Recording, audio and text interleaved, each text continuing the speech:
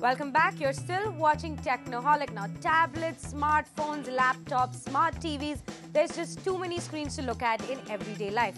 What we actually secretly search for is a device that can fulfill all those needs. But sadly, we're yet to see one. But that doesn't discourage companies to make gadgets which might not have any use in the smart gadget age, but are still there. For example, Casio recently came up with an electronic dictionary, and this one is called the X word. So do we still need this in our day-to-day life? That is in the age of apps and web dictionaries. Siddhartha Sharma finds out just that. Now, there were times when you came across a word in your everyday life while reading a novel or a newspaper. So what did you do to find out the meaning? You went to the good old Oxford dictionary book, scrambled through all those pages and got the meaning out. Not anymore, because the modern day dictionary somewhat looks like this. This is the Casio X-Word electronic dictionary. It looks like the old-fashioned database diary, but it's not. It looks like a mini laptop, but again, you're wrong, it's not. All it's capable of doing is work as a dictionary, a thesaurus, and probably be a helpful tool for people who are learning French. Well, I'll be honest, if you held a dictionary in your hand and tried to figure out a meaning of a word, you look very intellectual. But with the Casio X word, you look like a geek who's lost his taste for good gadgets. But all is not bad. Now I agree, the X word looks like a gadget from the past, but there is something about it that makes you want to get hooked onto it. It gives you the power of 12 published full dictionaries in your pocket. You can also type in a word and press the pronunciation button, and eWord voices out the word to you. The device also has a micro SD card slot where you can view some still images as well. All in all, a good dictionary, but where will you use it? When in today's day and age, you have smartphones and tablets where you can simply log on to dictionary.com or download a dictionary app and figure the language out.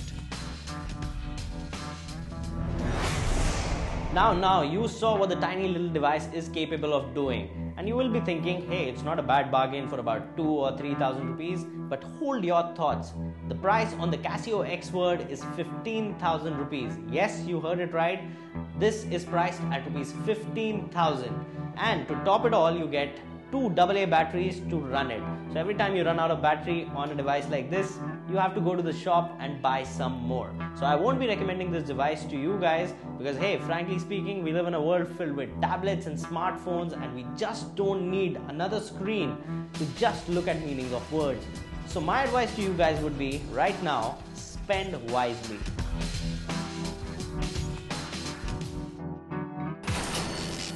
Now, stepping aside from gadgets for just a bit, this week was filled with news. BlackBerry might put up a local server, Microsoft India store getting hacked, all that and more coming up in the news of the week.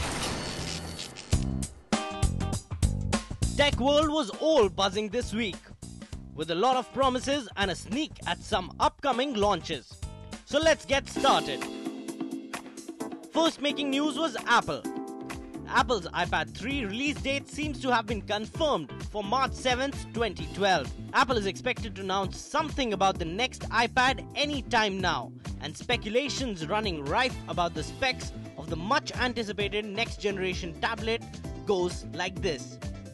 iPad 3 is expected to have a quad-core processor sporting an improved graphics processing unit and featuring 2048 by 1536 Retina display, or something close to it. It will sport the same size and shape of the current iPad 2 and will offer high-definition screen and Siri voice-activated personal assistant. Also, new apps will be tweaked to work with a faster A6 processor. There have been rumors that Apple is working with component suppliers in Asia to test a new version of its popular tablet computer with a smaller screen as well. Moving on, Microsoft India store page got hacked this week for user accounts and passwords. The store website was still out of service. A group of hackers that go by the name of Evil Shadow Team had hijacked the store page and have not made their intentions clear. However, the message left on the website that read "unsafe systems will be baptized" may offer some indication. The chief concern that emerged out of this incident, at least for the website account holders, is that Microsoft was apparently storing passwords in plain text format in their database. Microsoft is yet to comment on this incident. And as a safety precaution, we recommend changing your passwords if you've used the same password for your email address. Last making news was research in motion. It seems like after a long-drawn battle with the Indian authorities, RIM has finally given in and has set up a server in Mumbai, India, to provide security agencies access to BlackBerry Messenger.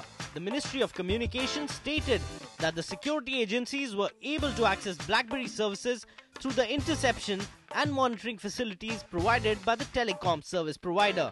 What's surprising though is the fact that the Indian government will apparently get a backdoor entry access to corporate emails in 5,000 enterprises using BlackBerry Enterprise Server across the country over the next 2 to 3 months. According to sources, RIM representatives have agreed that they can provide the metadata, which for a text document may contain information about how long the document is, who the author is, when the document was written, and a short summary of the document as well.